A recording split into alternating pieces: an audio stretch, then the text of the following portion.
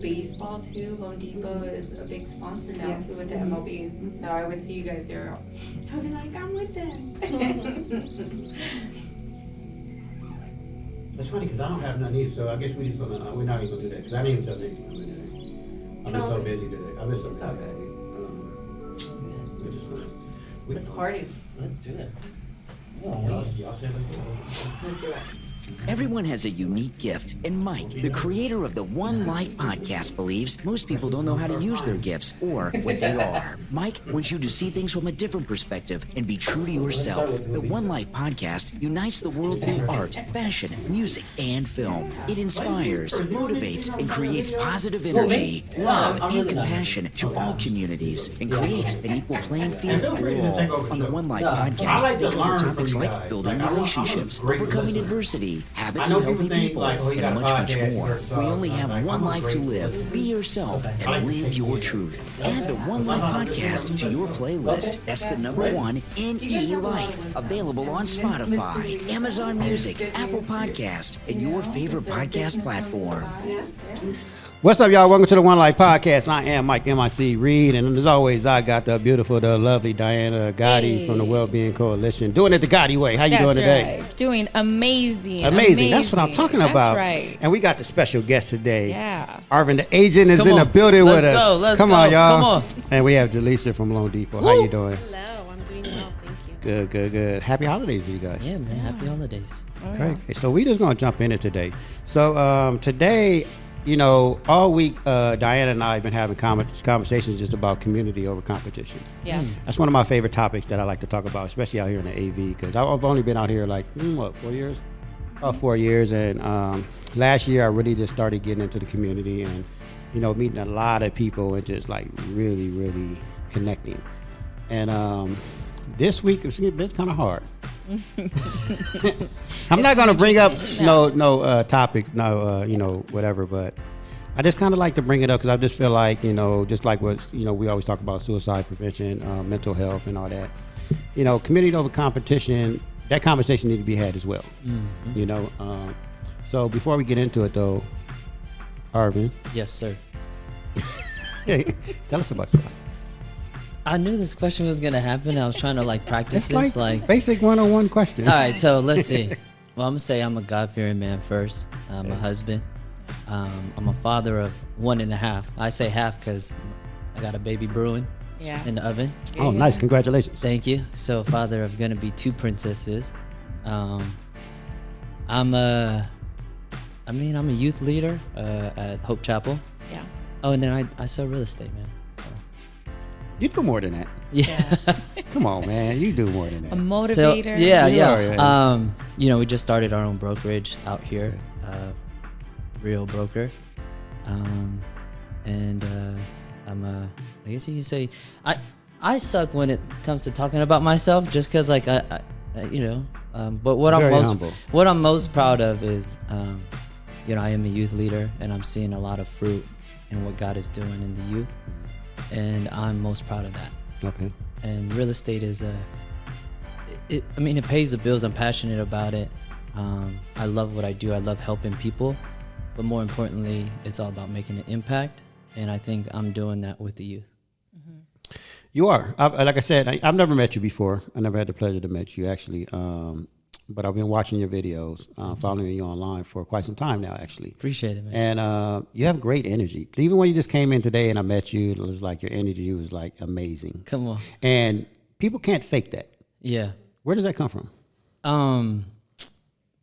I'd like to say I get my light from the Lord. Okay. You'll rarely see me have a bad day because I look at it from a godly perspective than a worldly perspective. I'm happy with where God has me, and I know that everything else is secondary to that. So I'm gonna ask you a personal question. Go ahead. How old are you?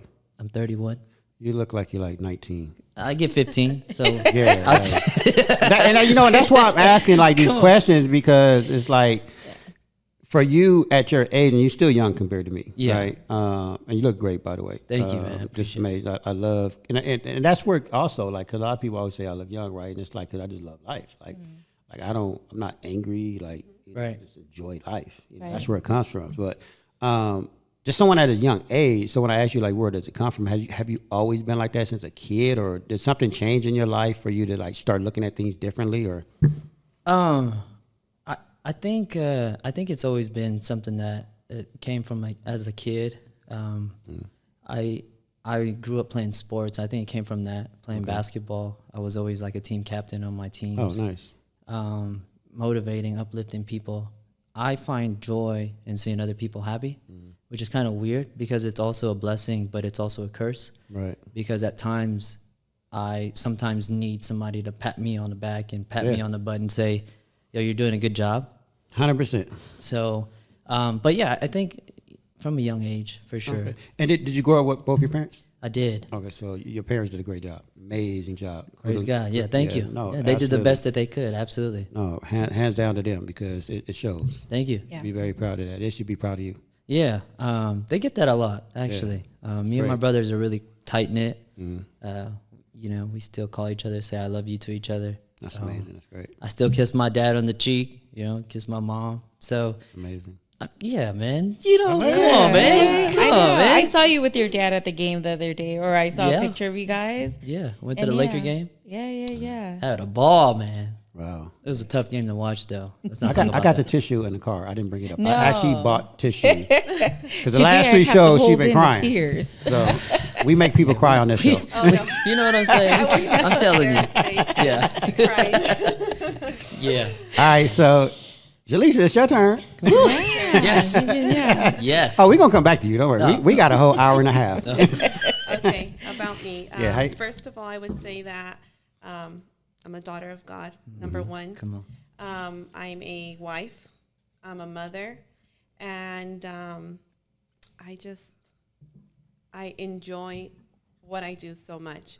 And, you know, what I do as a mortgage lender, it's helping people. It's serving people.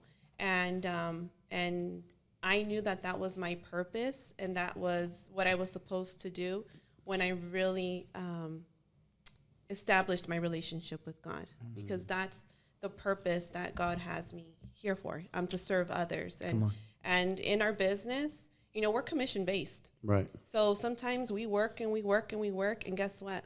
We don't always get paid for all the work that we do. Absolutely. So my motivation can't be money. Right. My motivation is helping people. My motivation is serving others. Yeah. And I love it. You know, I was thinking about it this morning, and I was like, I am so blessed. I am so blessed, and I'm so grateful that every day when I wake up, I look forward to going to work. I look forward to helping others. To me, it's not like a job. You know, I just help people. That's really what it is. So let me ask you this, because you touched on something that I actually want to dig deeper into. And I'm not going to ask you your age, but you said when you established your relationship with the Lord is when you start going on your path, right? At what age was that, and what made you establish your relationship? Yeah. So, you know, just to be very transparent, I grew up Catholic. Okay. We went to church every single Sunday. So that's something that was instilled in me, you know, by my parents. You know, we had a lot of faith, but, you know, I never read my Bible. Okay. I never really read the Word of God. And that wasn't until I want to say 4-5 years ago that I really started reading my Bible consistently.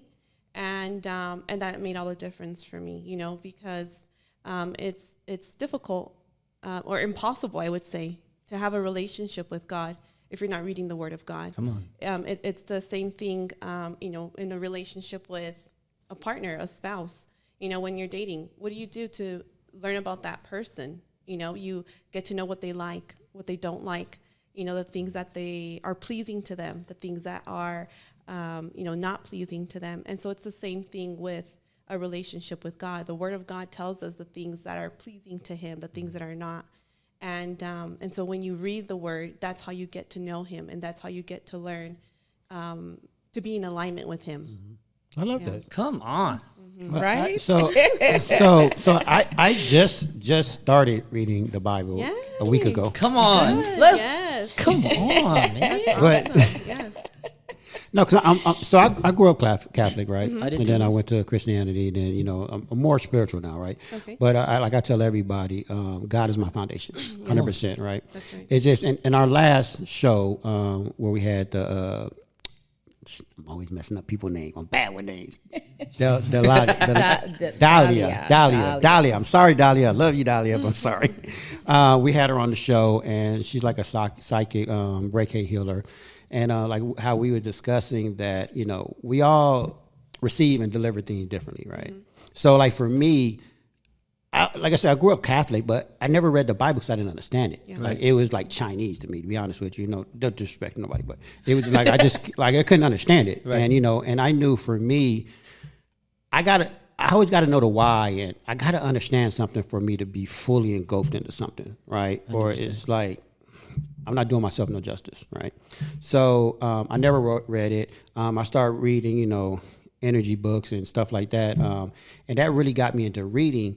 But at the same time, this year, I think I've really evolved myself and just, I want to say, giving everything to God. Come on. Like, you know how they say, once you surrender and you give everything to Him, That's right. like, That's let right. Him do the rest. Come on. And so for me to do that this year, I saw the change, right? And then just from my perspective, I wanted to start reading the Bible because I want to understand it. Like, you know what I'm saying? Like, I can't preach about things if I'm ignorant to it. Like, I just don't want to have an opinion about it. Right. Yes. Like, I want to get educated on it. So that's why I started reading it. Like, so a good friend of mine, Pastor Adriana, got me this Bible, and she gave it to me last week, and I started reading it. So Come like, on. every night I try to read about 15 minutes of it. Come on. Shout out Pastor Adriana. Yeah. Come on. So yeah, so I'm excited. I mean, it's thick too. It's big, but I'm excited about it though. Yeah. I am really excited about it. I'm still struggling with it, and I'm gonna be struggling with it for a while. But I think 100%. at some point I'm gonna get it. Yeah. Yeah. 100%. Yeah. And that's the right thing to do. Is a lot of times people overwhelm themselves. But 15 minutes a day, that's all you need. That's amazing. more than enough. Right. But I also think that it's important. You're setting time for 15 minutes to do it, but it's also important to I'm just open with God. Like, I don't understand what I'm reading right now. Like, show me. Right. Teach me. What is it? And then I also sometimes I'll do like a historical context of the Bible. Like, why was this important back then? Right. And what is he trying to speak to me now? And you try to bridge that gap. Right? So that's awesome, man. Yeah, I love Happy it. for you. Yeah, I love it. Yeah. I want to touch on that. I'm excited. So anyways, so let's talk about community over competition. You guys work closely together, right? Yeah. We do. Why is that? And why is it important for you guys to work closely together? And I watched one of your videos, right, about how you was talking about if you have a private lender, you can use anybody, but you prefer to use your lenders. Yeah. So I'm assuming, because I've never met your team before, I'm assuming you guys are all tight. We're super cool, super tight. The reason, can I answer this? I'll answer this. The reason why I used Julissa is because we are aligned on what we want to accomplish. And sometimes that doesn't even mean like they find their house. Sometimes it's just I send it to Julissa and she'll do everything in her power to get them from point A to point B. And sometimes it's even having those conversations with them like, hey, you're not ready yet. And I want to be transparent with my clients as much as possible, because if I know that I can't make it happen and Julissa can't make it happen, I know that nobody really can make it happen, you know. But I choose to use Julissa because of the fact that we both have similarities. I know what I'm going to bring to the table and the type of service that I'm going to provide for my client, and I don't want that to drop off anywhere, even in the loan side. Does that make sense? So, 100%. So I know that once I send her over to Julissa, I'm good, because she's going to let me know, like yes or no. And I know that Julissa is super passionate about what she does. And it's just an awesome thing that happens. No, and you know what? And I want to give shout outs to all private lenders and lenders, because like I'm on my second house, and I got a great friend of mine who's actually my private lender that I use all the time. And I love using lenders because they are 100% transparent. have Like they get you from, like you said, A to B, right? Like my guy, you know, he's always 100% honest with you. Like they're not like the banks, right? Banks will look at your application and be like, oh, no, you're not approved, and they send you on your way. Right. Yes. Look, lenders, they was like, okay, look, I can get you a loan, but you got to do A, B, C, or D. Exactly. And that's what I love about like my guy and other lenders. Like they sit down and say, okay, we're going to get you through this. It might take us 6 months or a year, but we're going to get you through it. You know, they don't just send you on your way. Right. And that's what I love. I tell people all the time, don't go to the banks, go to a private lender. Yeah. Right. You'll 100%. definitely get a loan. It's like how we found Julissa. We actually happened to stumble upon her. We were just looking at brand new model homes, and we wanted to purchase a home at that time. And this was pre-COVID. And I gave her a call, you know, and what do we do? And the first thing she said, well, your credit, that's what we're going to do. We have to figure that out. And I mean, I'm being honest, my credit was like in the 400s. And Julissa advised and said, you know, maybe you should have someone, you know, kind of help you out before we even move forward. And what we did, I think, was the best thing. We were able to iron out, right, those wrinkles that we had. And I just dove into that. And once we were ready, we actually dealt with a few agents, but they were not right. They really were not the right person. And Julissa said, well, you know, I know this guy and he's really great, and I think he would be a perfect fit for you guys. And I said, all right, we'll give it a whirl. And of course, you know, my husband Brian's Filipino, and she's like, you know, he's Filipino. And Come on. and that the rest is history. You know, when we met Arvin, the energy that he brought, and, you know, like, yeah, we're going to get this. But you know what? He never doubted himself. One, that was key. Two, he never doubted us. You know, and he always reassured us along the way, we're going to get you into your home. Yes. We're going to get you into your home. And the way they work together, I mean, you know, I always testify, you know, to that. And that home came to me at 4:00 in the morning. And I was like, okay, I can't text him right now, but I'm going to wait. You know, we're going to wait. And everything happened for a reason. Yes, you know, Julissa happened to be, you know, connected other ways with how everything happened, you know. And, you know, when we would come together, and this, I will be honest, I was still doubtful because I couldn't believe how easy you guys made it, how I felt like I was comfortable amongst family. You know, even through some hard times, I was able to reach out to Julissa, and she was so empathetic, and we spoke for like an hour, you know, and she was able to be, you know, vulnerable with me about her truth and, you know, like about God and have faith. And when we talk about that, Arvin, do you remember walking into the house? What was on the walls? Yeah. Biblical scriptures. Yeah. Scriptures. Yeah, all on the wall. And we even said, like, man, it feels like holy in here. You know, like it felt like God put this on us, because when we came to the Antelope Valley, we were on our way out to Texas. We did not want to be here. And my husband got the job, and everything happened for a reason. But above everything, I always tell people, like, you guys are a blessing. And the way you guys do work together, it's something that should be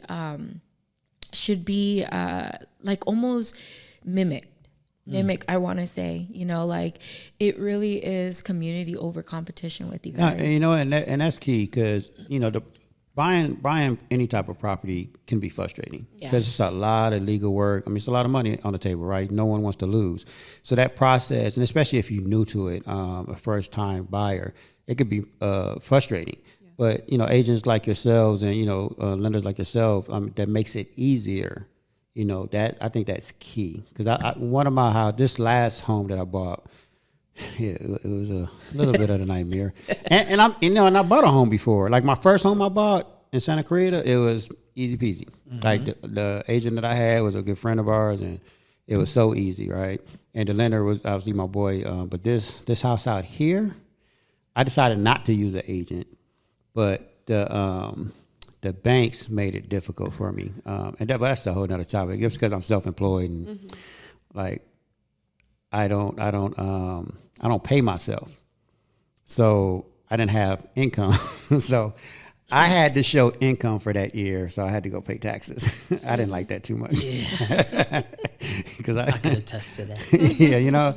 So I had to pay taxes that year, and because they was like, you got to show income. And I was like, but I had the money like up front to pay for the whole house. And I was like, here's the money. But they was like, yeah, but that's your company's money. Yeah. I was like, but I am the company.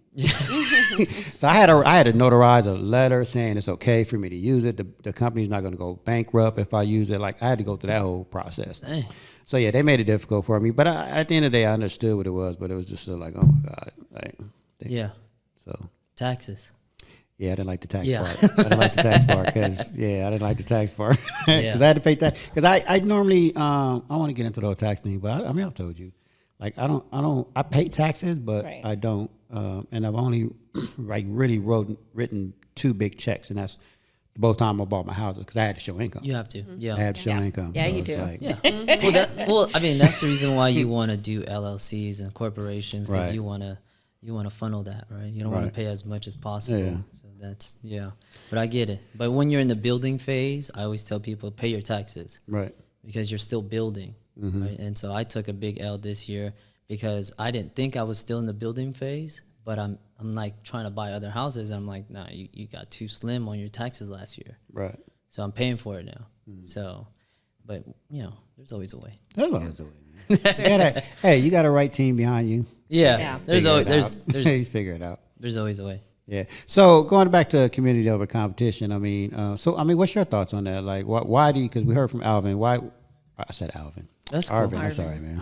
Alvin and the Chipmunk. I can see you. How do you? What's your thoughts on it? About community, about Yeah. working together. Yeah. Yeah. So I think it's important who you work with. You know, who you're working alongside. We know that.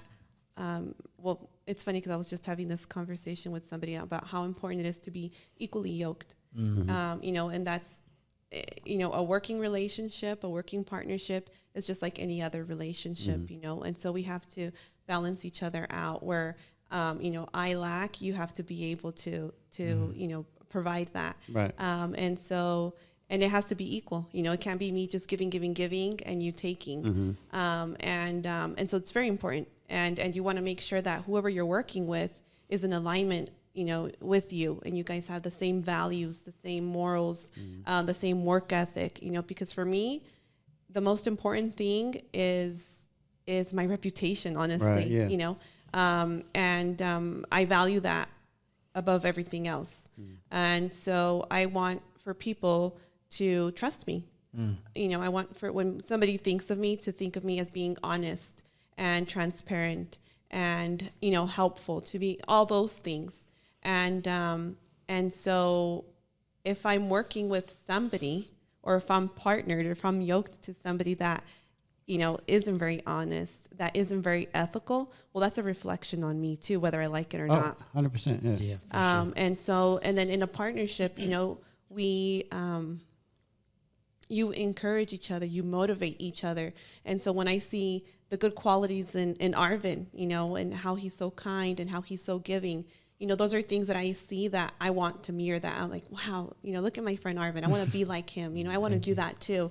And so it motivates you and inspires you and it makes you want to be better. And that's the way a good relationship is supposed to be. Any relationship, even in a marriage, you're supposed to see the good qualities in them. And that's supposed to inspire you and motivate you to be better, Right. That's so, and I think that's the most important thing when you're choosing who you're going to work with. And as a community in general, I hate when there's other lenders and we're like, oh, I'm your competitor. And I'm like, I'm not competing with you. Like, I'm not competing with anybody, Right. Come on. And so I don't like that, I know plenty of lenders and, we're friends and we help each other out and we talk about, hey, this is what's going on in my market. This is what's going on for me. Is it the same for you? And we bounce ideas off of each other. It doesn't have to be competition. It doesn't, and that's the thing that I keep preaching, like, and I can't stop preaching it because so many people is just so confused about that, and they feel like it has to be a competition, and it's enough for everybody in the world. Absolutely. Right. So I don't understand it. Like, even like with this podcast, I'm constantly telling people, because I hear it all the time. People are like, "Oh, I want to do a podcast." I'm like, "Okay, well, let's do it." Yeah. Like, I can take my logo off of that, put your logo on it. Like, I don't care, because my show is my show. Exactly. Your show is going to be different. That's right. Like, you know what I'm saying? It's just like, I always say this, like ice cream. She Right. likes chocolate, I like vanilla, but like, It's I like still the ice swirls. cream. I like diversity. You know, it's like, Right. it doesn't matter. Like, I tell people all the time, I will help you. Yeah. Like, I love helping people. You know, I get nothing but joy from helping people, and I don't care if you're doing a podcast. I don't care what you're doing, what I'm doing, because I'm still gonna get mine. Right. Like, I'm just a natural born hustler. Like, come on, it doesn't matter what you're doing. Like, what you do is not gonna affect me. Exactly. 100%. So, I tell people all the time. Sorry, I didn't mean to. no, go ahead. So, as far as like competition, that's the reason why you see a lot of agents that are just kind of like constantly working, constantly trying to outdo each other.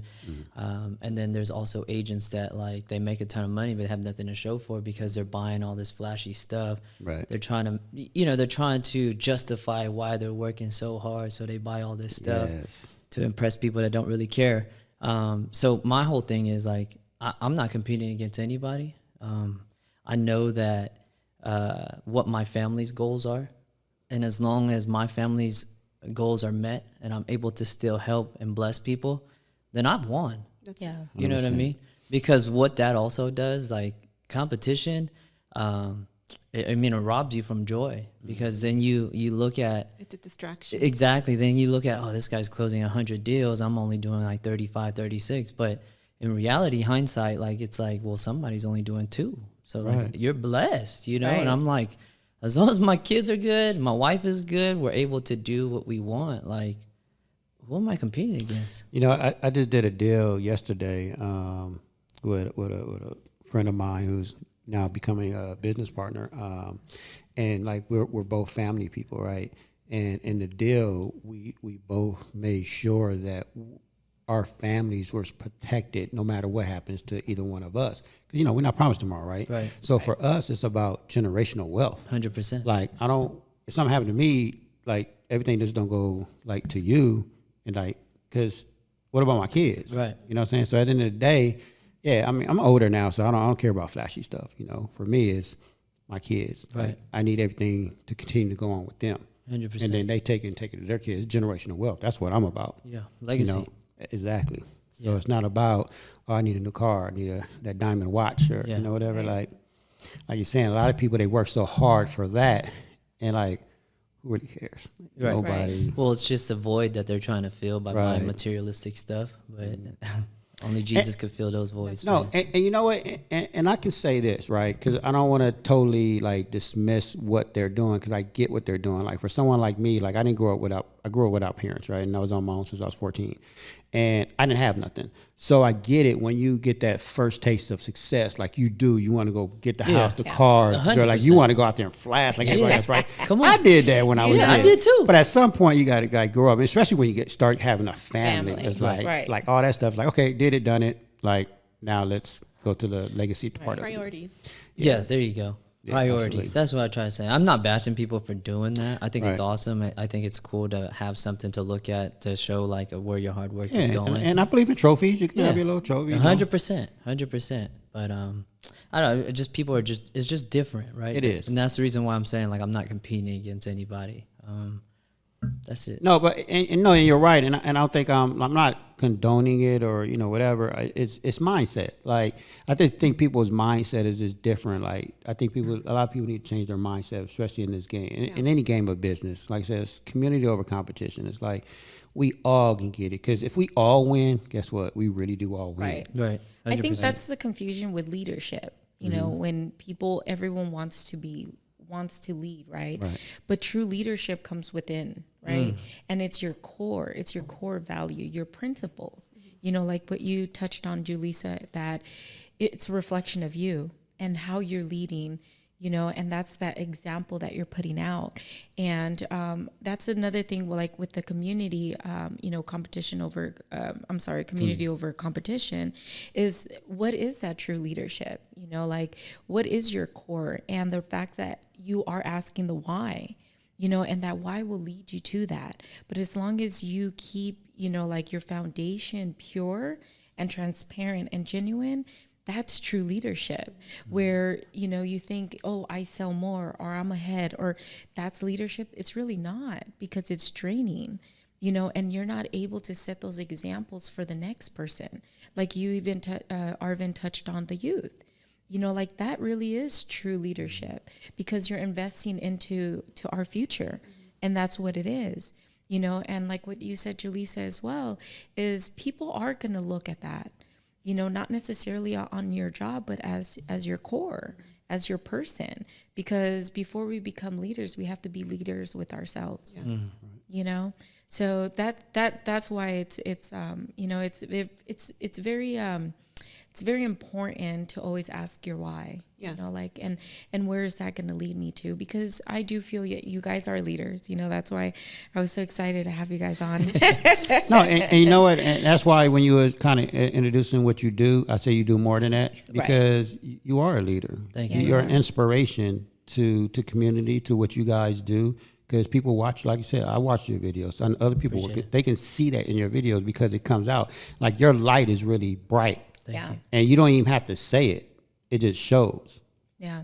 Appreciate that, man. Oh, seriously, like 100%. Yeah. That encourages me to just kind of put more content out there, because I've been kind of shying away from it, but I think I really should.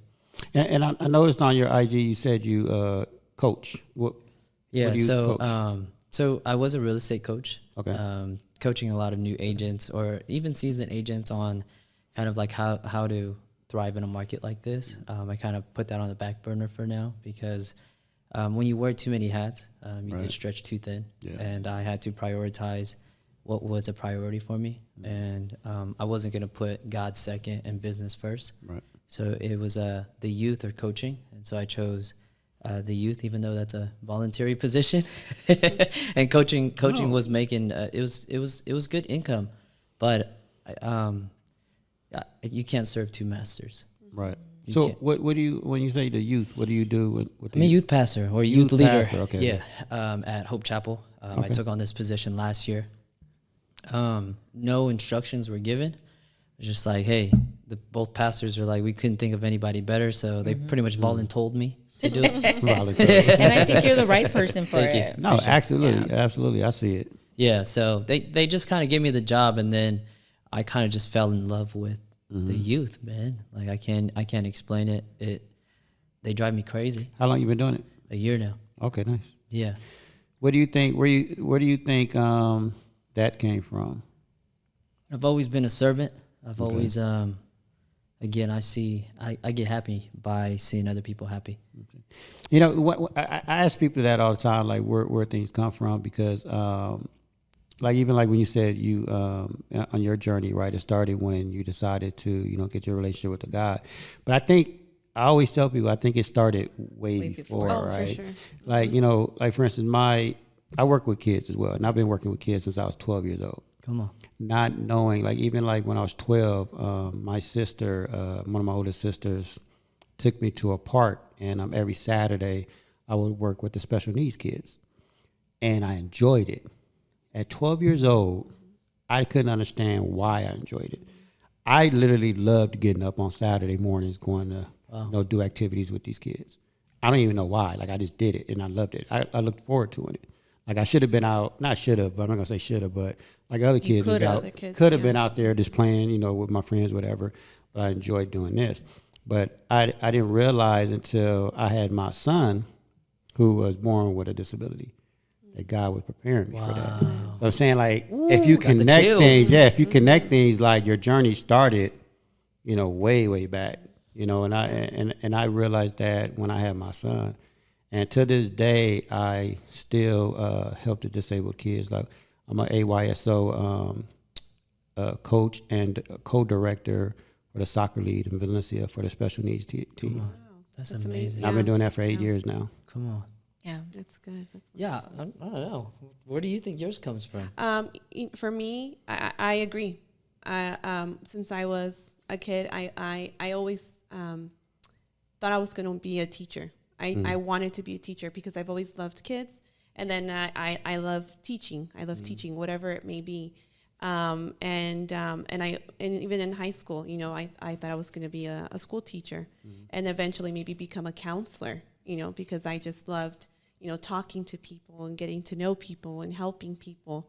And it wasn't until, you know, just a few years ago that I realized, wow, God, you're so good. Like, I am a teacher. You Yeah, are. you are. I am. I was going to say that. You are. And I am. And that's one of my favorite things to do is, you know, I love working with first-time home buyers too, because I teach them everything, everything that they need to know.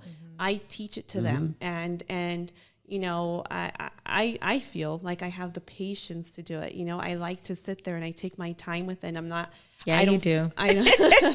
You know, I try not to rush them. I enjoy the questions, and I tell them, ask me all the questions. It's okay.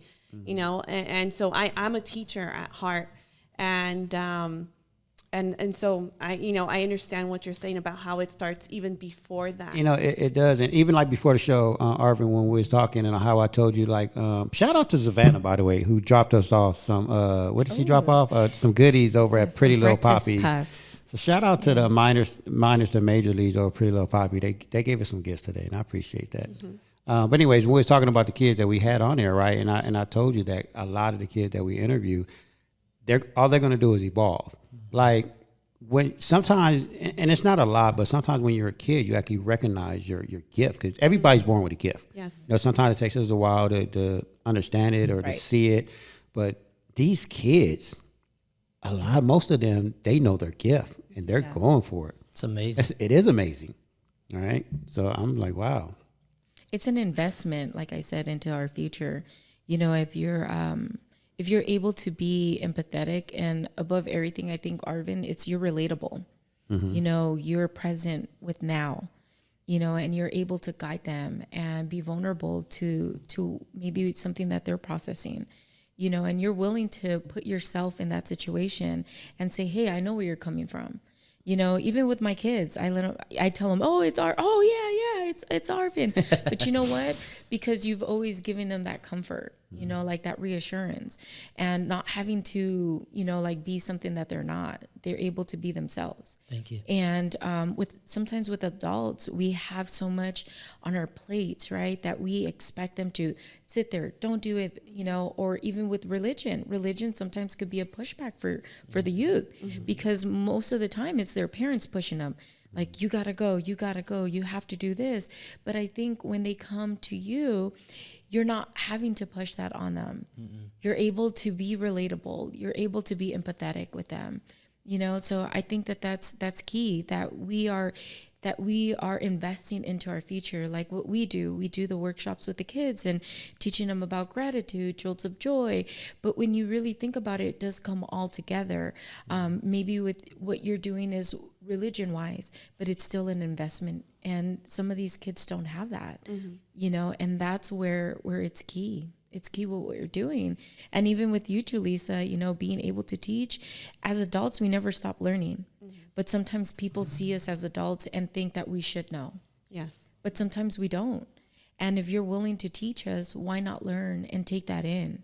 You know, like there needs to be a lot of that, you know, a lot of camaraderie, a lot of teamwork, you know, instead of either breaking them down or holding them to certain mistakes, you know, because when you're dealing with credit, or, you know, like debt, those are mistakes that maybe someone didn't take the time to tell you to take care of your credit, not to get a lot of credit cards. You know, like everyone wants to live the life, right? As soon as you hit 18, the first thing, I want a credit card, I want to do this. Yeah, I messed that one up. Yeah, you know. And then here we are. So if you're able to teach them at an early age how to save, how to take care of your credit, not to get into a lot of debt, you know, like with Dave Ramsey, that's actually how I kind of, you know, snowflaked and paid off my debt. Like, I'm so grateful for that someone was able to guide me, you know, as an adult. Yeah. and to like get us out of debt. Like, man, that was the best feeling ever. Come on. Where did you grow up? Me? Yeah. Born in Inglewood. So that's where like the Hey, hood- where at? Born in Centinela Hospital, but then I was taken right out of the hood right after because I was born in Cinderella. Were you? Oh yeah, I grew up in Inglewood When's on your birthday? 97th on February 8th. January 2nd. All right, cool, man. My daughter's January 2nd. No, Promise you. see, there you go. I could be your adopted Asian. Asian son. I grew up in Inglewood, but then moved to Eagle Rock, then moved out here. I've been out here since '98. Okay. Oh, dang. Nice. Yeah. And so early on, well, let me ask you this: what made you get into real estate? All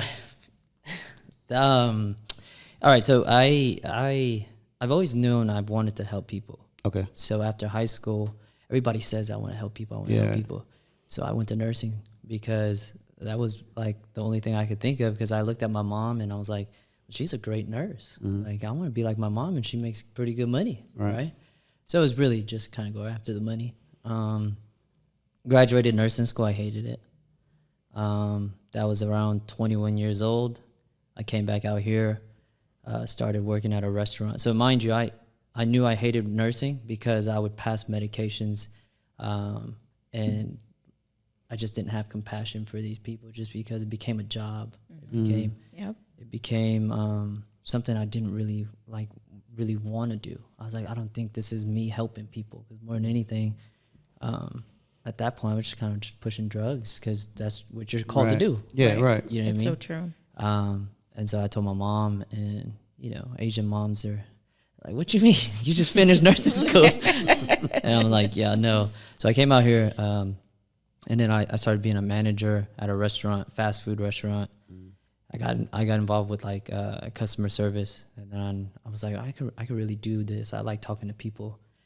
Then I got a job selling checks at Deluxe, and then like a year into that, I became like. You said selling checks. Yeah, checks. Like, okay, so you call your bank, they send you to a different line. That's me.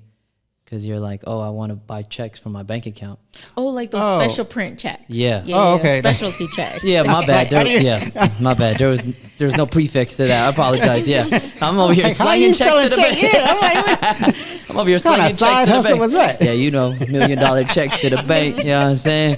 But I was good at that because customer service as well. Right. And then I look over, I'm like, hey, what are they doing over there? And it was a sales department. And back then, you kind of like needed some type of education and marketing and stuff. And I'm like, I'm gonna just go for it. Let me just talk to a manager. I'm gonna say, hey, I'm kind of bored at my job. Like, are you guys hiring for sales? And they're like, well, shoot me your resume. I'm like, okay, well, I'm a nurse, and that's all I know. It's so would you give me a shot? And they put me on the phones and crushed it on the phone, selling. So I was selling stuff to like small businesses over the phone. Became the top salesman. So pretty much they hired me, became the top salesman for like 4 years in the company. And this is how I knew it was a God thing, because so then I'm doing that, and then I'm kind of frustrated at that point in my life. I was like 24, 25, 26, around there. And I go out to the bathroom, and they working at a call center is kind of like modern day slavery. I'm not going to lie. Yeah. You're like hooked up like this, and then once you get off the call, you got to get back on the call and start selling. And like the calls just come in, you have no control over them. It's just one after the other. Well, you have to kind of press a button and then the calls come in. So I'll be like on after call work, just like lollygagging. But then they started recording your screen. So it's like, bro, you like, and then when you go to the bathroom, they say, hey, why were you at the bathroom for longer than 5 minutes? I'm like, cause my stomach hurts. What you mean? I got things to do. So I walk to the hallway. I hear 4 of my colleagues saying, hey, we're going to go to Keller Williams to do this real estate thing. And I'm like, what's that? Right? And they're like, you should come. So 4 of them. So I went. Out of those 4 people, I'm the only one that got my license. And so I knew it was like a God thing, because that was introduced to me. And I knew, like, if it's kind of the same thing as selling over the phone, then I think I could do it. But that's how I got into real estate, man. So I've been doing it for 5 years now. And real estate changed my life. I like to tell people that. Changed my life, changed my family's life. I could tell. Yeah. Especially for 5 years. I mean, it seems like you're very successful for 5 years. Yeah, so the first 2 years, I sought after a mentor, so I was on a team. Okay. And I was on salary, so it didn't matter how many deals I brought in. I was getting the same salary. The reason I did it that way because I sacrificed money for the knowledge, and then once I got the knowledge, I knew that you couldn't take that away from me. Right. That's right. So then when I went on my own, you know, the Lord provided. See, I like that. That's you chasing. Like I always tell people, don't chase money, chase your passion. Money was always present itself, and that's you. You were chasing your passion. You care about the money. Yeah, 100%. At that time, I said if I could get the knowledge, the money will come. That's right. I kind of went through a similar situation when I first got into TV. It was many light years ago. But executive producer, I had a graphic design company, and he approached me and said, "Hey, I want to hire you to do some work because I've seen your work. I like it, whatever." And he was like, "Now, I can offer you this deal, and we could just do a one-off. You can charge me whatever you want." He was like, "Name your price, I'll pay it. Or you can charge me a little bit now, and you can come work with me and be my exclusive designer, and I can teach you everything." Come on. Oh yeah. That was like an easy call. That's a no-brainer right there. It's like, Sound good. 5 million it is. I'm just kidding. Yeah. So I mean, I was like, man, I'll do this deal for free. Like if I could come work with you. Yeah. Like, and that's what I did. I did it for free, and he taught me everything I know about entertainment. So he's like a big brother mentor to me now, and I've been working with him for over 30 years now. Wow. Still So working important. with him. Like, yeah. It's so important to have a good mentor. You know, Yeah. I feel like nowadays that's one of the issues. That's one of the problems is that, you know, with all these, you know, with social media and everybody just posting and showing, everybody wants to be flashy. Everybody wants to have. Everybody wants to be at the top. Right. And the problem is that I'm seeing is that everybody wants to start at the top. Yeah. And that's not the way it works. Nope. You know, and so it's Come funny on. because my story is so similar to Arvin's, and I really didn't even know that you worked at a call center. I worked at a call center. No, tell as your well. story. I was going to get to you, but Oh, go. okay. Let's go. So I actually worked at a call center as well. Okay. I worked there, I want to say 7 years, right out of high school. That's a long time. Right out of high school, was working at a call You center. must got patience. And, I was just gonna and I was doing loan servicing. You know, I was doing loan servicing and the same thing, taking call after call after call after call. And I couldn't do phone calls anymore. And so I decided to, at that time, you know, it's when modifications were big. So I was doing back office loan mods. And that was hard. That was hard because most of the ones that got pushed to us in the back office was because there was really no solution, you know, for them. There was really no options. Right. And so that was difficult, you know, having to deliver that type of news. And so, but I know that everything that I did and, you know, it was to prepare me, 100%. You know, the customer service, you know, I can do customer service. I can talk to people. I can help people. You know, being compassionate and telling them, you know what, I'm sorry. Right now, there's no options. Like, it's a hard thing to do, but I can do it, and I know how to do it. And so it was all in preparation.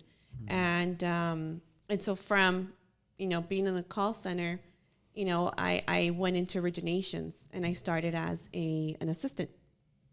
So I started as an assistant.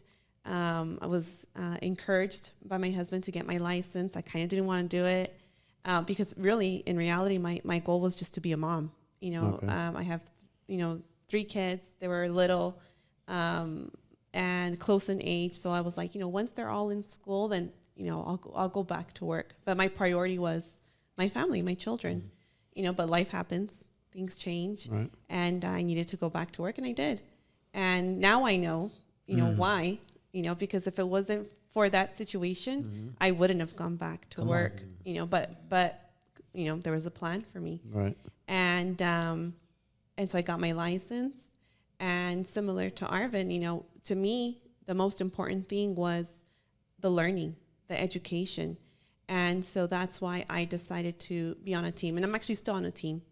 So there's 4 of us. You know, we have our senior loan consultant, who I love. And it was one of the best things that I could have done, you know, and people ask and say like, well, wouldn't you make more money off on your own? Yeah, of course I would. All right. but that's not Not the what's goal. important. That's not your core. You know, Not the goal. that's not what's important. That's not my priority. You know, my priority is the learning. You know, they say you want to be the best, you learn from the best. Yes. And so, you know, she's a top producer, so I'm on her team, and she counsels me in so many things, you know, in business, in life, on my journey, you know, my relationship with God, and she's been such a blessing to me. Come on. And I'm very, very grateful for that. And I wish more people would understand that and see how important it is to seek counsel and to seek guidance from the right people. You know? But, you know, and it is kind of hard, though, sometimes, because, you know, obviously those people have to be willing to be mentors, right? There's not a lot of mentors out there because a lot of people do want to hold on to information for whatever reason, you know. So it is kind of hard to seek those type of people. Because even with me at a young age, when I had my graphic design company, like I knew that at a young age, right? I had a rule about working with companies. I would only work with the president or the CEO. A lot of times they try to push me off one of their assistants, and I said no. That's because I wanted the knowledge. I didn't care about the graphic work. Right. I wanted to know how you operated and why you came up with this idea or whatever business plan, whatever. Right. Like that's what I was more interested in. Right. That taught me business because I never, you know, went to college for business or anything. So that's how I was learning business, because I would sit with them and they would tell me, you know, why I was like, why am I doing this flyer or whatever graphic I was doing for them, you know, and they kind of explained it to me. So It's good. and again, like they always wanted to push me off on their assistant, and I was like, no, that's not the deal. And I made them sign that in the contract. I would only work with you. Your assistant can't teach me nothing. Powerful. You can. Right. So I made it a point to always work with the top people. Right. But again, you got to have people that's willing to do that. Because I actually had one celebrity guy, and most of them was like celebrities. One, like he just wouldn't do it. Like you got to work with him or you can't work. And I was like, so I had to turn down the deal. Yeah. Like, because it wasn't about the money for me. Right. Yeah. I wanted to learn. And that's why I started a team, because I learned how not to do a team being on a team. So I learned that that's why they join a team, is because they need that knowledge. Right. Right. So I think my biggest victory is just having a person on my team achieve their financial goal. And was going, so my biggest thing was like, I'm gonna get people that are struggling in business, teach them the right way to do real estate, and then allow them to kind of just flourish on their own. Right. So a lot of people would think, well, aren't they just using you for knowledge? I say, absolutely, right? But if I can teach all these agents to do real estate the right way, then it's just going to benefit everybody. Right. Because there's a stigma on real estate agents that we're just after the money. Yeah. And we hardly get paid, to be honest with you, for some of the stuff that we do. Right, yeah. You know what I mean? So, because we can't just shut it off. We take work home with us, right? Because, you know, Diana's texting you at 4 a.m. No. Hey, But it's true. I mean, what's Yeah. the saying that you leave a 9 to 5 to work 24/7? Right. It's so true. Yeah. It's true. Yeah. 100%. As a business entrepreneur, we don't turn it off because we're responsible. Right. My phone is always on. Right. But how are you supposed to grow without knowledge, right? Right. You know, you're going to end up plateauing because it's repetitive. Then it's just a mold. It's a mold. And then everyone ends up making the same mistakes that you haven't been able to grow from. Right. So that's why mentorship is so important, you know, and when people are afraid of holding back, what is it that you're holding back from, you know? But when you're willing to share and grow, like you said, Arvin, they're going to flourish. Right. You know what I mean? And not only that, but you're able to teach it the right way. And then, you know, like that's the investment that I always say you give back to society. Yep. That's your investment you give back to society, because like you said, there could be a stigma, right? With the real estate agents, I mean, we had a handful that were pretty interesting, you know, until we met you. And that was genuine. It was an experience we've never had. And that's why we always say, like, you guys got to give Arvin a call. And you know, Brian's other good friend, they were at a point where they didn't think that they would be able to get into a home. And then next thing you know, they even had a pool. And we were like, dang, you know, like you do make that happen. You make the impossible happen. There you go. And even with Brian, we were talking about that yesterday. He's all like, man, like you're going to have Arvin and Julissa. And what he said about you guys was that you guys are very genuine. You know, and that's hard to find. you know, like, and honesty is key, especially with what you're helping someone do, because getting a home, it's not a joke. It's not an easy purchase where you know, if it doesn't fit after a while, you return it. Yeah. It just doesn't work that way. Keep that receipt. You know what I'm saying? You know what I mean? So it's so big. That's why for the first time I'm like, I'm speechless, because I want you guys to share that knowledge, you know, like, and the experience, and not only that, but who you are as a person, you know, like, for people to learn from that. Like, it's okay to be yourself, you know, that will guide you to where you need to be. So, Amen. As far as your business, is referrals probably, am I correct to say that, your biggest percentage of your business? I think in real estate alone, I think sphere of influence, or the people that you've closed on in referral base, 100%. 100%. I rely on that a lot. Right, and so that just goes to show, and this is why, just even in business in general, I don't understand why people, like, there is a stigma, not even just in real estate, but just in business. Like, they don't want to share it. They just want to hate on each other, right? But, like, I've been in business myself all my life, and I've never done business cards or any type of advertisements. And people ask me for business cards all the time. Like, I don't do business cards, because I look at it like, and this is my mindset. If you remember me and you remember our conversation, and when it's time for you to use me for whatever business, and you remember me, I did my job. That's really good. yeah, for real. I've never done any business cards. People ask me all the time, even like, you see, I met you at the luncheons, right? I don't do business cards. People have, you have business cards? I don't do business cards. Like, I'm not going to sell you, but I'm just my energy is going to be so good. Like, you're going to remember me. Like, honestly, whenever I do say, like, oh yeah, Arvin, I know Arvin, either from basketball or from church. They know you from somewhere, but that's what it's about, though. But that's what it's about, you know, and I think that's in any business. If you put out that energy, like, you're going to get those referrals. Yeah. Oh, yeah. Yeah, and even when we do see Julissa every time, it's like, hey, how you doing? You know, and people be like, oh, you know, yeah, I do. You know, and that's important to build those relationships and keep, you know, above everything. It's not just a sell; it's a lifelong, you know, like, friendship. And you know, like, I always carry that with me. But to me, it's, you guys are the most special, like, honestly, people that we met coming back here to the AV. You know, especially on the way out, like, you guys kind of grounded us here, but not only that, but inspired us to put God at the center of our foundation, our life, you know, because it's funny, yesterday, Gal said, I'm a baby Christian, and I can honestly say that I am a baby Christian, where maybe I should be attending church a little bit more, and for whatever reason it doesn't happen, but you guys inspire me to want to keep going, you know, because I see what God's done in your life, and it inspires me to keep going. Come on. Well, we are in church. This is church. It is. Fellowship. We're two or three together. That's right. Yeah. So just to go back a little bit, because that's where I met you, Julissa, at one of the AV Hispanic Chambers luncheons, right? Mm-hmm. Yeah. Yes. So are you a member, though? Because I see you there. I'm not a member, but I do go often. Okay. Yes. Mm-hmm. So you do go. Mm-hmm. Why not a member?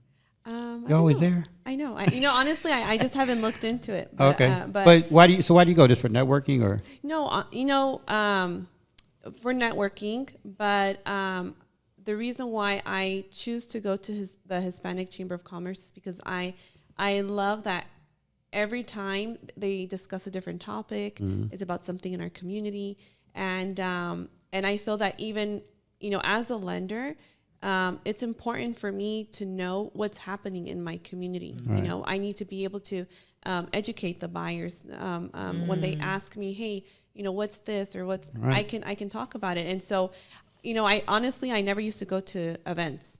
It wasn't my thing. And this year I decided that that's what I was going to do. You know what? I'm going to start networking. I'm going to start going to events. I'm going to get to know people. And I love it. And when I started going, just, you know, I even went to another event, like the NAREP event. NAREP, yeah. And they had, you know, the captain of the sheriff's department. They had the superintendent from the Palmdale School District. And it seemed kind of weird, you know, to have the panel of speakers, but then it made so much sense. Right. You know, like, especially in our business, when somebody wants to buy a house, what's the first thing they ask about? Schools. Schools. Yep. Yep. What's the next thing? Safety. Right. Like it's all those things that are important. And so I need to be informed. Right. I need to be informed, and I need to be aware of what's happening in my community. So that way I can help my clients, help my buyers. And, but the Hispanic Chamber of Commerce, I love that they always provide so much information and what they're doing in the community. So I like to be present because if I hear something, I want to do whatever I can to help and to be a part of it. And so I like that, it's because you meet so many different people. That's a great mindset. That's right. Yeah. And I'm gonna take it a step further. You should actually just become a director. I'm a director over there. Okay. So you should, because now you have a bigger voice and you can help make those changes because you are selling the homes in your community. So that's a great mindset to have. That's why I got involved, because I am doing community work now, and I've met a lot of people at these events and luncheons, and I want to know what's going on. Yeah. And you get the opportunity to actually talk to them. Like I've had Captain Ron Schaefer from the Palmdale on the show by meeting him at one of the events. So now every time I see him, we have a great conversation, and I have a better understanding of law enforcement now, and I love it. Because it's not just being like ignorant or like, a lot of people, I hate the police. But it's like, no, I want you to go sit with an officer. Yes. Have that conversation. Right. I always tell people, if you have a healthy conversation, it changes everything. Oh, yes. Just don't go in and assuming stuff. Like, go have a conversation, healthy conversation. For sure. Right. And if you see that there's a problem, get involved. Exactly. Figure it out.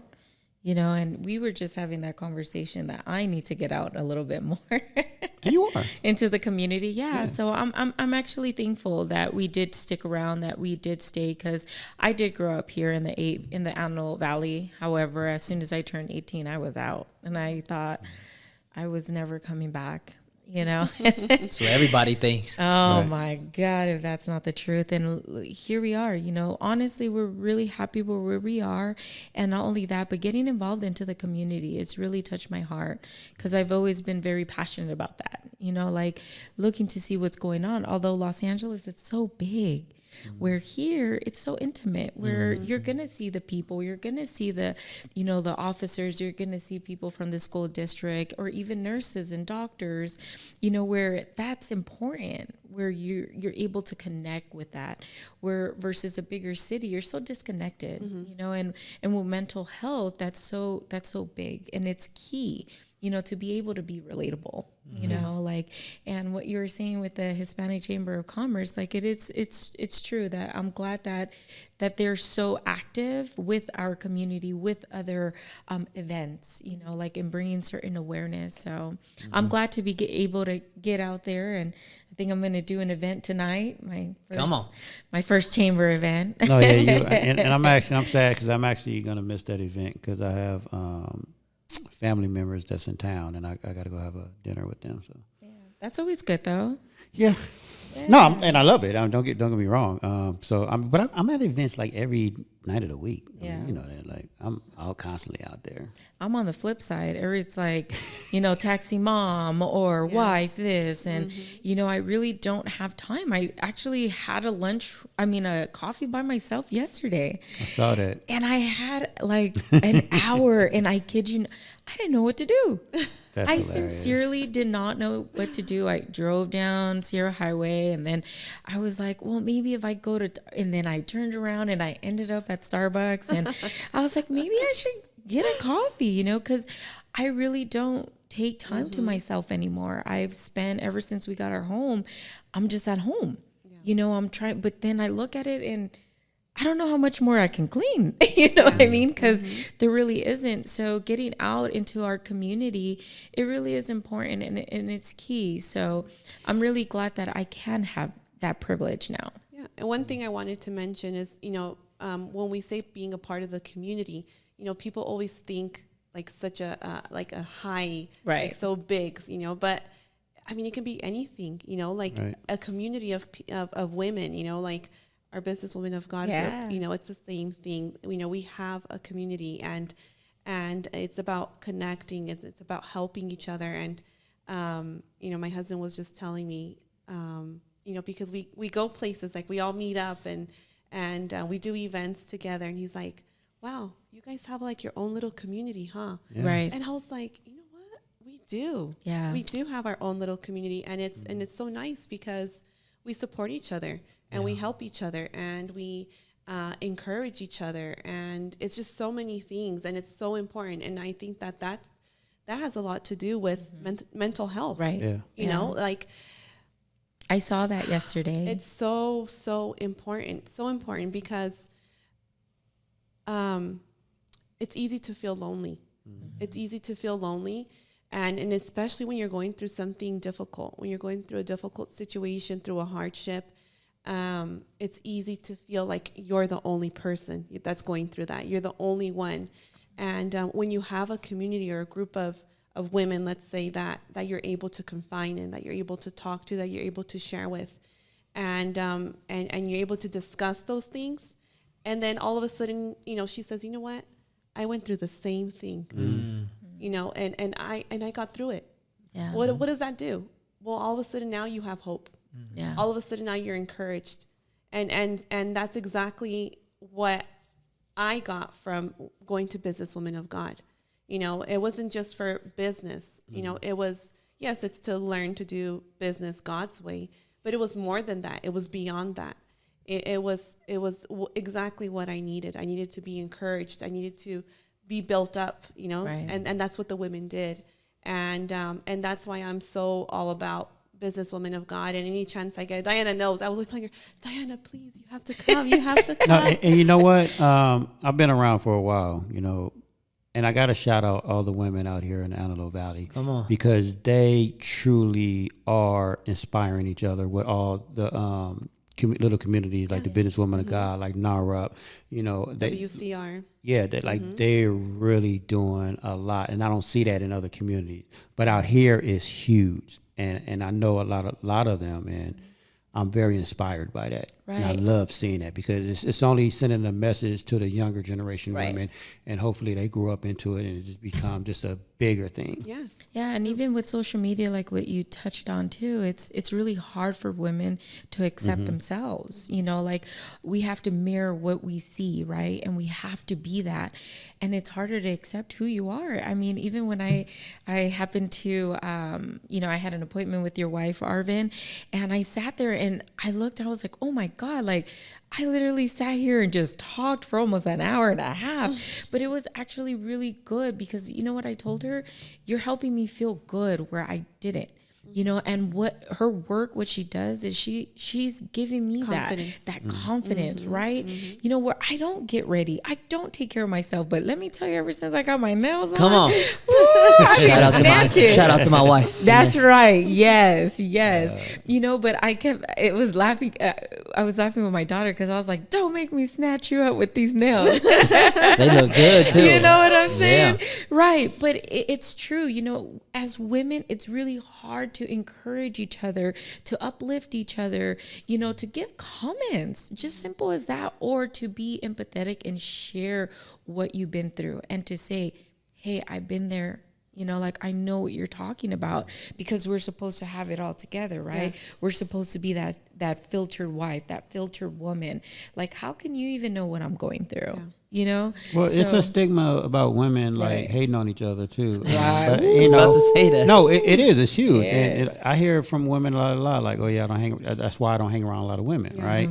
But out here, I mean, I see it a little bit out here, but I see more of the community inspiring each other, trying to get away from that. Yes. I really see Yes. that, Yeah. and it's working. Yeah. Well, Julisa's been inviting me for what? Almost 2 years Almost now? 2 Oh, my Lord. So she's And going next time. She just came. I just yesterday. popped up Yeah. on See? Thursday. Yeah. Yes, I did. So And how what did was you it? think? And what did you Talk think? about it. I actually felt good. And not only that, but I happened to be there on a day of testimony, you know, and for them to share how God has worked through So them. good. Oh my God. I just couldn't stop like staring and looking. But what one person said was, you know what God said to me is your sins have already been forgiven. That's right. Absolutely. You know, you, and your Jesus. name is written on. And when she said that, I felt like she was talking to me. You know, like I needed to let go. And it's true when you say like I try to stay away from other women because I've been hurt.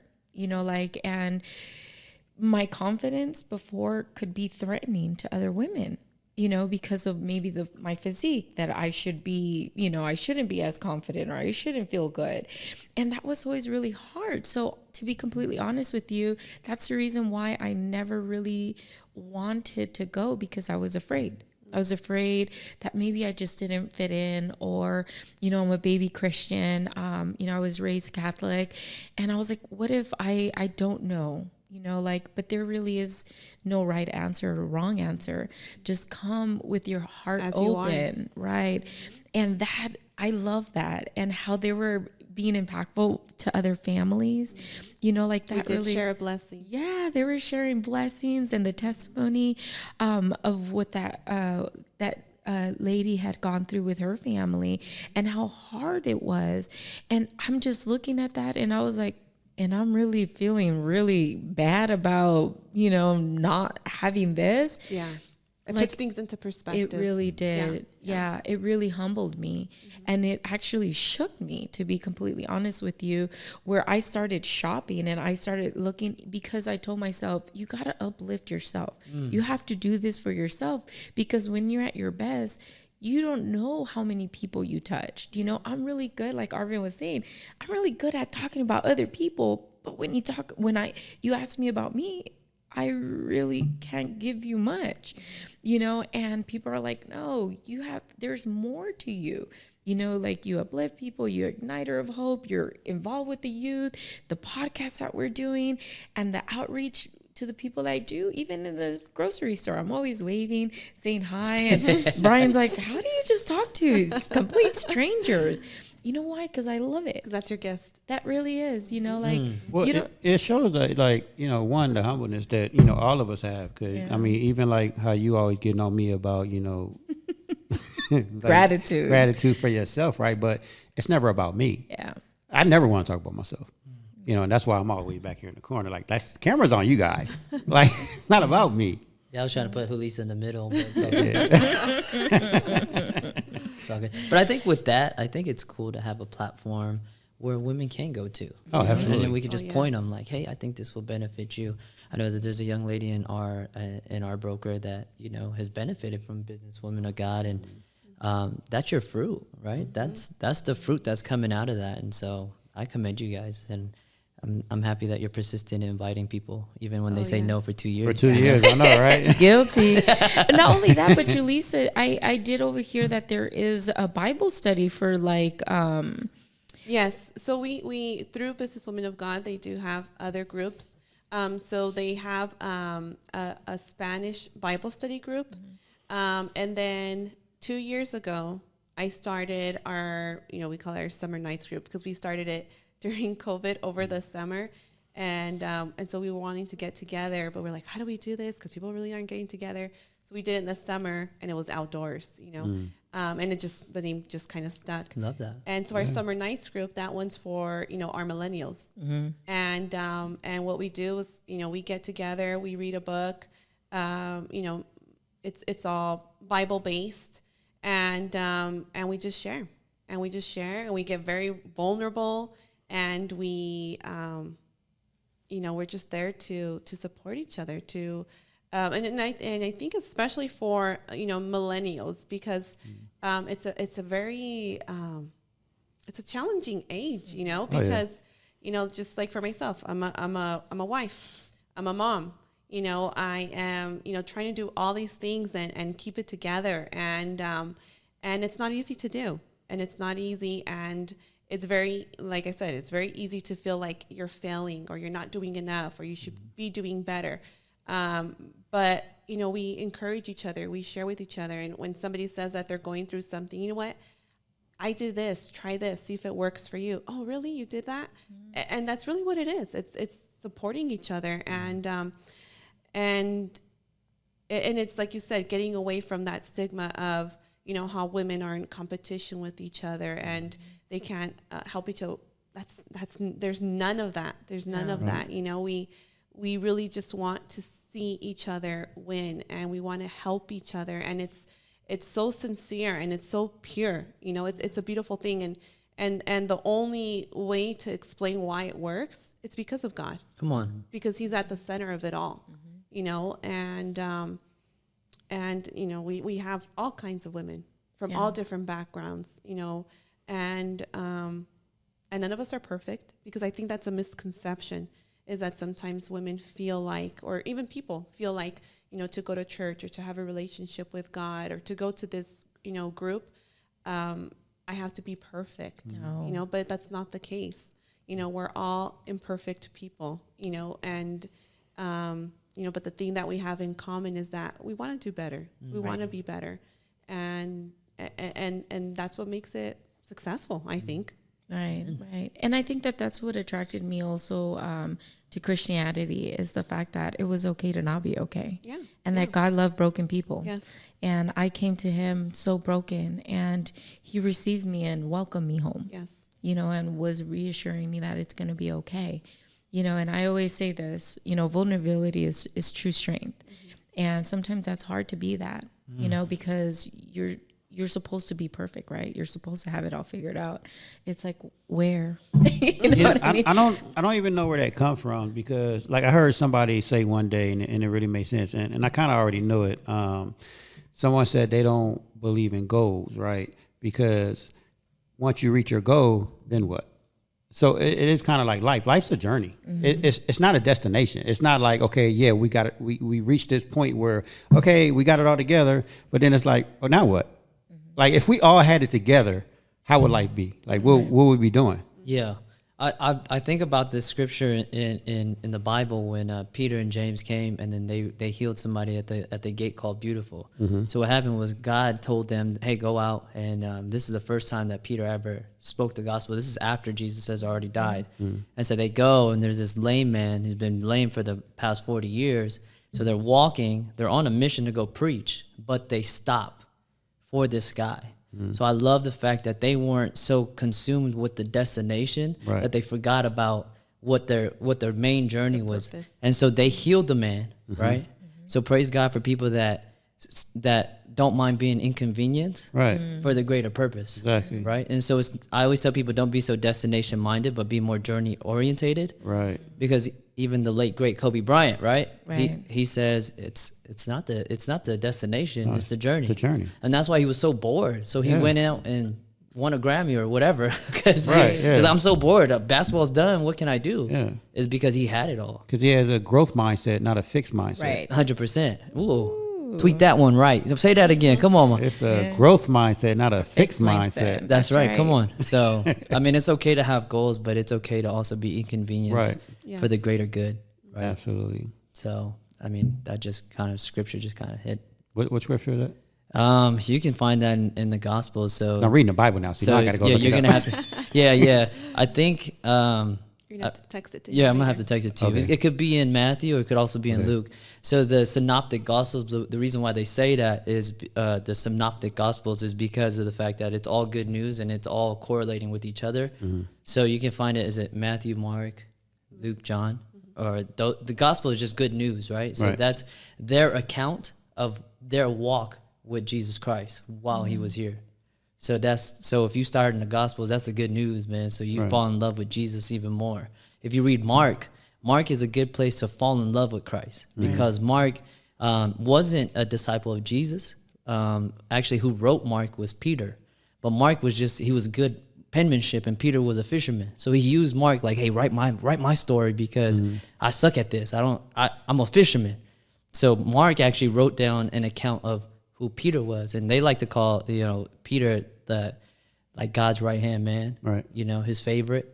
So if you want to fall in love with Christ, read Mark. Read Mark. Okay. Mark is a good place to start. Yeah. But yeah, that's just my little 2 cents of the Bible, man. And that's why I want to join Julissa more, to actually learn more. Yeah. When I started reading the Bible, like I said, people overwhelm themselves with the Bible and how, it's like the whole Bible. But it took me 2 years to read the whole Bible. And I did, something so simple. I did it on an app, and I signed up on one of the, 2-year plan to read the whole Bible. And that's how I read my Bible. And I liked it because what it did was it actually, you read parts from the Old Testament and then the New Testament. And so by doing it that way, you kind of see how they correlate, how, the Old Testament says something and then the New Testament supports what that is. And so there's different ways of reading it. So the one that was given to me was the Maxwell Leadership Bible. Oh, okay. Okay. That thing is thick. But yeah, I looked at it the same way. Like I was like, this is going to take me a long time. Yeah. But it's about the journey. Yeah. Like I'm in no rush to finish this. Right. Like I don't care if I got to read the same page 5 times, 100 times. Like I'm going to understand everything that I'm reading. Yeah. And she gave me this one because obviously I'm in business, and he preaches about business. Obviously, it's called business leadership. Yeah. Leadership. It's good. Yeah. And even when I started reading the Bible, before I actually start reading from one chapter to the next, I started in Proverbs.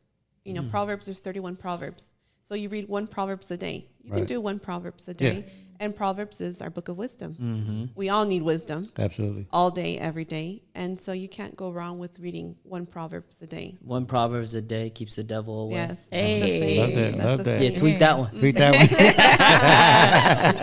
Come on. I love it. Tweet that one. Yeah. So, I think, sorry. Go ahead. Just to chime in real quick, I think people have this misconception that you can't mix business with God. Mm-hmm. Oh, yeah. You absolutely have to mix business with God, because right. I'm telling you right now, there's months where I'm like, where is the business going to come from? It's really stale right now. And I just pray to the Lord, man, and the Lord will send you people. And I'm telling you, like, the success that I have, or quote unquote have, is because of God, and I know that for a fact. 100%. For a fact. 100%. For a fact, because there's no other explanation as to how we're able to do what we do if it wasn't for the Lord. And, and that's why at the Antelope Valley Hispanic Chamber of Commerce, we're bringing back the National Prayer Day. Come on. So May 3rd, 4th. I saw that. May 4th. Yeah. Thank you. May the 4th be with you. There you go. Yeah. So that's why we're bringing that back, because Mark, the president, he's very adamant about that. He's like, we got to bring God back into this. Without God, ain't none of this possible. That's right. That's so Can't true. do anything. 100%. Yeah. So that's why we're bringing that back this coming year. Come on. Bring everything back. Bring it back to the Pledge of Allegiance, too, please. That is Whoever so took true. that out. Yeah. That's a whole nother political show. That's like a whole nother conversation. Bring it back. But, Yeah, but I it's agree true. with you, Arvin. Some people, a lot of people, they want to leave God out of business. And that's, how could I leave God out of my business? Right. He's at the center. He's, actually God, he's the owner of my business. He's the CEO of my business, because everything that I do, I report to him. I'm accountable to him. And that's why I'm able to do the things that I do, because I'm not working for people. I'm not working to, just, for the people. That's not what it is. I'm serving God. Right. And so when you're serving a greater purpose like that, that holds you accountable, and that, motivates you, and that inspires you. And so that's actually what helped me in my business, was putting God first and putting God at the center of it, And in business, I pray for my business. I pray for Arvin's business. I pray for your business. And that was one of the things that I loved about, working with Arvin, was we actually sat down together and we prayed together. We prayed for each other's business. We prayed for each other's families, and it's so important. It's so important. I think because it's just this whole new generation. Like everything's so sensitive. Yeah. Like everything across the board. And it's not only just, with God, it's everything across the board. Everything's so sensitive. Like you can't say certain things now. Yes. Like comedians can't joke no more. Like everything's so sensitive. And I get it. Like I get it to a certain extent. But I think a lot of it is like, okay, I think we're taking it too far. Like seriously, like I think as a right. I mean, that's your core value. Like that's asking you to be someone that you're not. Exactly. Yeah. But unfortunately, I think that's where society is heading. Right. They want to dictate where you're going instead of allowing you to be, who you are, and letting yourself guide you through that journey. And if it's with God, allow it to be. And especially with our kids, they're asked to glorify other things. Yes. Like instead of talking about God, like you did mention the Pledge of Allegiance. just because it's in there. And unfortunately, when you do take God out of schools, look at everything that has happened. And it's really sad, especially with me. When I do push back, it's almost like he pushes me back in, and he lines up the right people, where he reassures me, like, this is where I need you to be. There's more to you, but it's hard. Sometimes I battle with him. It's tough, especially with the younger generation. They call them the me generation because they're very entitled. That's why they call them that. So 60% of them actually lose faith because they say they can't feel God or whatever. So they're looking for something tangible, right? God is not tangible, right? That's why the Bible says that you've been saved by grace through faith, because you actually got to believe in what he did, right? Right. In order to accept him as a savior. But yeah, a lot of the younger generation, and that's the reason why I'm so passionate about that. Yeah, I love selling real estate, but I also love transforming your kids' lives. Yes. Right. So, and that's the reason I'm so passionate about that, is because it is an entitled generation. But if I could just introduce them to something different than what they're already exposed to, then I've done my job. Right. So no, 100%. I believe it. Yeah. I'm telling looking you, at me laughing. Because for the first time, I'm speechless. My God, I usually could say so what much. What you said, it was right on point. Yeah, for sure. You made me speechless just now. You know what I'm saying? Like, so this is the Arvin podcast. Yeah. No, I'm just kidding. Take over. No, but you guys share so much wisdom, and the fact that you're willing to, sometimes I need to sit back and listen and be a better listener than a talker, because if I'm able to stop and listen, I'm able to savor the moment, and not only that, but take in that knowledge. Because what I might not know, right. and I might need later on in the future. Like maybe I wasn't ready for the business women of God, but I feel like I'm ready now. Yeah. You know what I mean? And the fact that I was able to just be present, that shifted so much in me in just that little bit of time. And you know what? And I want to say this, and because I actually wasn't speechless, but what you said just had me thinking. I told you I'm a great listener. I like to take in things. I don't want to minimize anybody's belief in what. I think for me, this is me personally, I respect everybody's belief. 100%. I don't care what you believe in. I love everybody. I just don't think that. How can I say this nicely? Like if I love your religion, your whatever belief you have, whoever you preach to or pray to, whatever, everybody should respect that. 100%. And not try to take it away from people, because I feel like that's what society is doing. Right. Like they're taking away because we love God, we want to say God, right? You want to take that away because it offends somebody else. But why should it offend somebody else? Like if you preaching something else, or whoever you pray to or whatever, it doesn't offend me because I still love God. Right. Like if you want to pray to somebody else, go ahead. That's on you. Right. I'm not going to tell you to stop. So why are you telling me to stop? 100%. Yeah. Like that's what I don't like about it. Yeah. And like you said, it is this newer generation because they're so sensitive and it's about me. And it's like, okay, but we all can still get along. I don't care who you preach to, whatever, but don't have me stop doing what I love to do. Right. Yeah. I don't. That's what I don't like.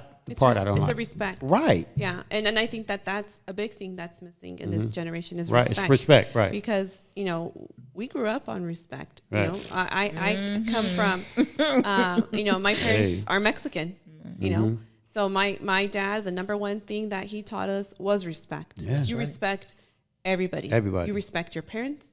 You respect your grandparents. You respect your teachers.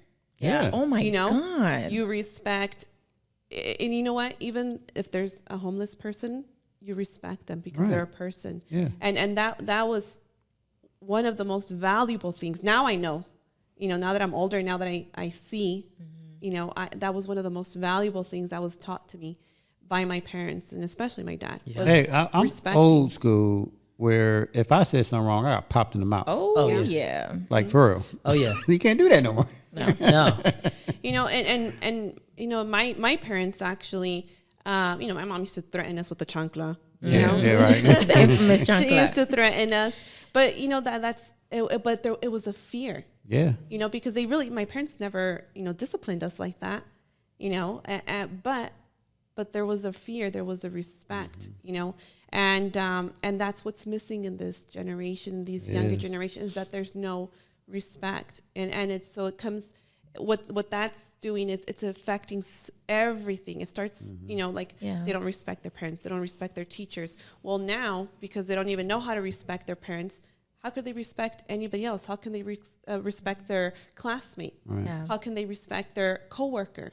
You know? Yeah. And there's this idea that in order for me to respect you or to be kind to you, that we have to agree upon everything. We Right. don't need to No, agree we upon don't. everything. You know, we can be different. We can have different, you know, perspective, different views, and still respect each other and still be kind to each other. Yeah. You know, and so I'm so big on respect, and that's one of the number one things that I teach my kids. You know, kindness and respect. There's never a reason or excuse for you to be unkind to somebody or to be disrespectful for somebody, to someone. 100%. Even when they're being unkind to you, Right. even when they're being disrespectful to you, you still have to be respectful. You still have to be kind.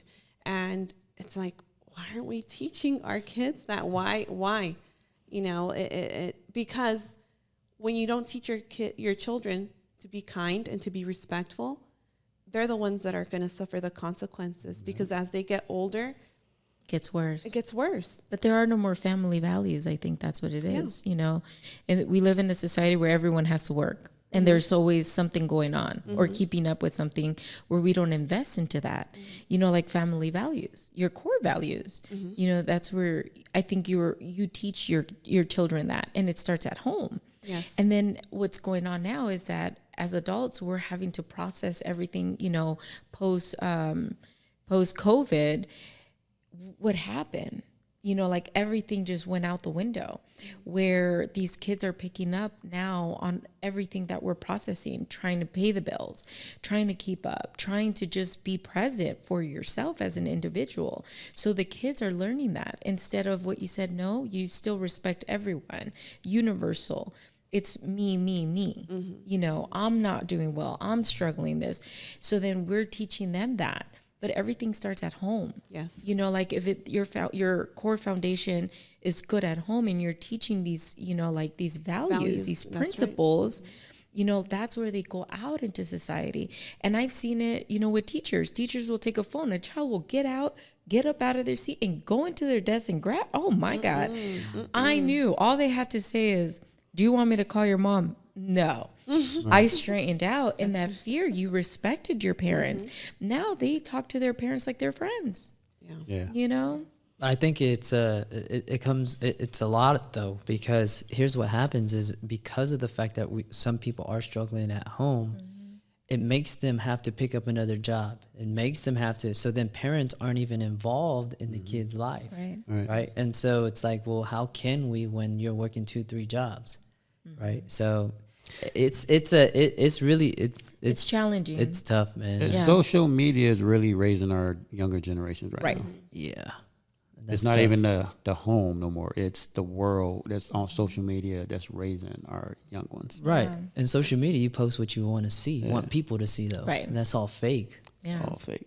We were just having a conversation about that. Yeah. You know, it's a filtered life. You know, with the passing of the DJ from the Ellen DeGeneres, you know, everyone is so shocked. Like everything's okay. And the first thing I said to Mike was, it's so unfortunate because social media is not the truth. That's a filtered life. I think this one really touched everybody because because you what you saw on TikTok was him and his wife and his kids just having an amazing time, right?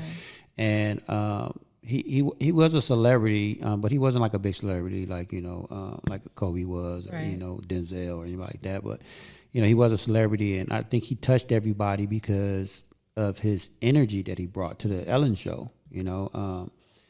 The positivity. The positivity, yeah. And then, like, no one still knows. Right. It's still a big question, like, how? Because he had everything. Money, fame, family. Like, no one knows. And the more, you know, more information that's coming out. Because we even talked about, like, it was just strange how his wife went to the police, like. But now, you know, like they released more information, and it's still puzzling. Right. Yeah. Like, no one knows what's going on inside somebody, you know. That's why I always say, check in on your friends. Make sure everyone's okay. And that's why we always have to be kind to everyone. Kind. Yeah. 100%. But It doesn't cost us anything. But I was listening to somebody yesterday, and I forgot who it was. Somebody did a post, and they said that, you know, we always say that, like, check in on your friends, right?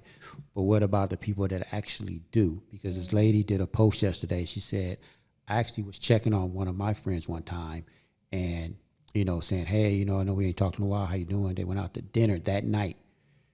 Within 24 hours after that dinner, dude took his life. Yeah. So she was like, shit, I did check in. Right. But it still wasn't enough. Like, Right. that person had already made up their mind. What we say in well-being is you ask, how are you? And if they say, okay, are you really okay? Right. Although they're going to say they're okay. But the hardest question, and maybe you don't want to hear it, right? You just want to catch up. You want to hear everything that's good. But the hardest question is to really ask and reassure them, are you really okay? You know, and that's something that we really don't. Once they say, yeah, I'm good, then you think to yourself, all right, everything is good. We're good. Yeah. No, follow up with, are you really okay? Right. Yeah. You know, or even be honest, I'm not doing okay. I'm not, you know, and that's why I wanted to be with you, where you're being empathetic, right? You're being vulnerable, like with the women. And it's okay for them to say, I'm not being okay. And that's one of the hardest things. So I will say that when you do ask them, are you okay? And they say, I'm okay. Reiterate the question and say, are you really okay? You asked me that one day. Yeah, I did. She did. And he was like, But you know what? No. And it threw me off, right? It threw me off. But after it hit me, I actually appreciated her doing that. Yeah. I did. Because that day I really wasn't like, I wasn't like doing bad, but I think it was a little bit of a hard day. And me, like I always tell people, yeah, I'm good, because I don't like putting my problems on nobody. I'm just that dude. But when you did that, I was like, I actually appreciate it. It put things in a better perspective for me that day. Yeah. So that actually does help.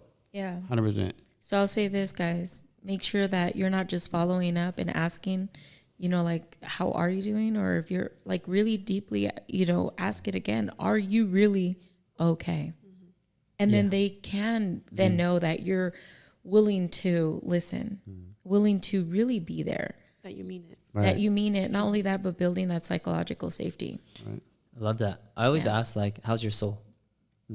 How's your soul? My soul, yeah. It'd be like, it's empty. Yeah. Or it'd be like, we doing all right? Because I'm okay is such a deflection answer. It's like when you go into the store, they say, hey, what you looking for? I'm just looking. Right. Mm-hmm. I'm gonna say I'm okay because I don't feel like you actually care, right? But when you say, no, how you really doing? Right. It's like, well, since you're asking, Right. that means you want to listen. Right. But I also say you got to be prepared for what they're about to tell you, Right. Yes. right? Because now if you're saying, how are you actually really doing? And they just lay it all on you. If you're not careful, then you assume that person's burdens. So you just really got to listen. You really got to listen and really spend the time with them because you're being intentional about what you're asking. Wow, that's deep. Yeah. You're 100% right though. Like, cause how you doing is so generic. Right. It's a deflection. Right. Like, Yeah, but that's why I tell people you got to be prepared because I remember a friend of mine getting ready to take his life, and I'm saying, no, like, how you really doing? He's like, I'm empty. So, all right, well, let's have a conversation. It took like 3-4 hours to convince him, like, yo, you are worthy. Like, you're necessary. Like, we need you in this life. And, but you have to be willing. right. Right? To be present and Because listen. because if you just know how you really doing and they tell you, it's like, all right, cool, man, thanks. Right. No, like how you said in the scripture you do, just quoting like how they paused. Yeah. They stopped their journey to. That's right. You got to be You inconvenienced sometimes. you have to, yeah, 100%. But a lot of us, sometimes we can be selfish with our time and be like, I don't want to deal with that. Like, right now. dang, like I want, like it was kind of like being polite, right? Like I want to ask you Yeah, to be polite, yeah. but I really don't want, like I don't want to know. Right. And so if I'm not prepared for that, I Yeah. say, it's really good to see you. Right. And you know what? I think a lot of people, they feel that too, and that's why they always, oh, I'm good. Yeah. Well, because they don't feel like you're actually really genuine. They don't Yeah. want to willing to listen. or they don't want to burden the person Right. either. Yeah. Exactly. That's So 100% correct. that Dang. Wow. So, tell you. man, so we're definitely going over here. But before we leave, I want to know, like, so what's next for you? I want to, you know what? I'm going to ask you this question. I want to ask you this. What does your legacy look like? So legacy to me obviously is making sure that I can leave behind what my parents, left behind or couldn't leave behind to my family. So they always say, each generation has a ceiling, and to them, like them leaving you with whatever they left you with was their ceiling. And I'm like, damn, what does my ceiling look like to where my kids could just, So, I am acquiring properties. I own a few houses. Just bought my 4th house. It's an investment home, but I do want to leave something to them to where it's a starting point, right? And so I've never wanted to be that person who was like really successful and God allowed him to be successful, but then had nothing to show for it, right? So legacy to me, more than anything, is just like, the tangible stuff, but how many people can I impact? Right. How many people's lives can I change? And that's why I'm heavy on giving back. It's not mine to begin with. That's right. Ooh, look at you. That's right. Right. So, I've given away a ton of money this year, down payments. I saw one of your videos where you went to Santa Clarita and they found one of your clients finally was ready to buy a house, and you came up. You said you was fulfilling your promise. It was $15,000, and to some people would be like, "You stupid." Nah. Yeah. And you're gonna get that 10 times for. That's right. And that's Well, what he helped us too. I did, but it's not mine to begin with, man. Right. It's not. So I love that. how many people can you impact, right? Because at the end of the day, I'm accountable for that, right? So hopefully, I mean, that probably doesn't even answer your question, but man, legacy to me is just how many people can I No, you impact. did. You 100% answered my question. Yeah. That's exactly what I was looking for. Thank you. So I'm about to ask you the same question. For me, the most important thing, the legacy that I want to leave to my children and for others, number one for my children is just for them to be good, kind people, to be happy, because everybody measures success by different ways. Yeah. And so for me, the most important thing isn't for them to be lawyers or to be doctors or whatever. The most important thing is for them to be happy, because we all know that, money doesn't buy happiness. Right. They can have worldly success, but it doesn't mean that they're going to be happy, that they're going to be fulfilled. And so I feel that when you're a good person, when you're a good, kind person, and your foundation is God, you're going to be happy. You're going to be able to find joy no matter what. In any situation, you're able to find joy. That's good. And so that's the most important thing to me, and that's what I'm trying to teach my children is just to be kind. Because when you're kind, when you're good, everything works out for you. Right. Everything will work. You'll find joy. You'll find happiness. It'll come to you, and just so good. in the world, if I can help one person and make a difference in one person's life, then I fulfilled my purpose. Because and I'm gonna misquote and everything else, but I was watching an Oprah interview one time. And she was talking about how, same thing, kind of leaving a legacy, making a difference. And she said that one of the most important things was that she was never going to know how big the impact was going to be, because it's a ripple effect. Yeah. Because if I help one person and I make a difference in their life, well, guess what? That person probably has kids. So what did it do now? It impacted their children. And then their children's children. So it's generations and generations. So that is true. You really, truly don't know, and you'll never know. And isn't that an amazing and beautiful thing? You just gave me the chills. That you really never know. Wow. To what, how impactful. Yeah. How impactful. You'll never know the extent of it. Exactly. Yes. Yeah. And so that's why I say, if I could just really help Say one one. person and make a difference in one person's life, I fulfilled my purpose. Yeah. It's powerful. That is very powerful.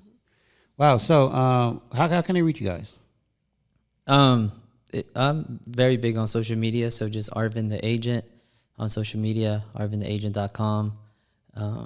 Yeah, you just reach me there. Or you could find what I'm doing with the youth. It's the Vibe Youth for Hope Chapel. So I am the youth pastor at Hope Chapel, so you can find me there too. Is there age limit or? So I'm doing anywhere from 7th grade all the way to 12th. Okay. So yeah, if they fit that anywhere from 12 to 18. And then after that, we have something planned for young adults. So, yeah. Nice. Okay. For me, it's I am on Instagram, Home Loans by Julissa. And you can always call me, text me. And even if you're interested in Businesswoman of God, we also have an Instagram page where you can reach out to us on Businesswoman of God. But yeah. In the summer nights, right? Yeah, it's through Businesswoman of God. So any of those things, you can reach out. Perfect.